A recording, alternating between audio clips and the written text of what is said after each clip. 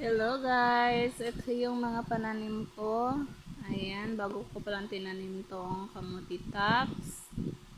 Ayan, tumubo na yung mga dahon niya. May bulaklak ako dito. Ayan. Tapos, itong sili ko, ang dami niyang bunga. Ayan. Tinanim ko lang sa sako to para hindi ako hirapan sa paglinis kasi busy. May bata. Ayan, daming bunga ng mga sili ko. Ayan. 3 sako lang yan.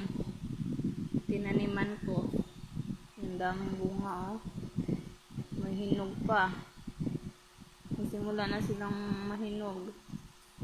Ayan. Tapos, meron akong kangkong dito.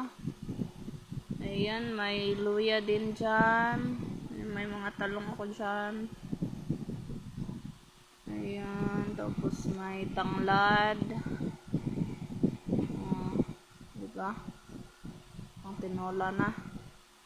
Tapos may mga sili ako dyan na pinatubo para ilipat ko naman ng taniman yan.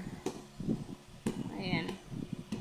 Tapos dito sa kabilang banda naman, sa may likuran banda ng bahay namin, ayan yung mga talong ko din dyan. Yung kaninang talong na sa harapan yun ng bahay.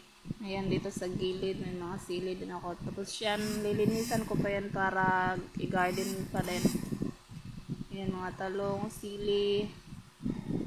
Ito yung okra, ampalaya. Ayan, yung ampalaya ko. Isa lang. Tapos mga okra, ayan, malaki na. Tapos yung doon banda, merong okra rin dyan. Lilinisan ko pa yan. Ayan, maliliit pa yung okra dyan. Ayan, lilinisin ko pa yung mga damo dyan, tapos tataniman ko pa yan ng okra. Ayan. Tapos ayan hindi ko alam kung anong gulay yan, nakalimutan ko, basta nakita ko lang yung tumubo nakalimutan ko kung ano yan.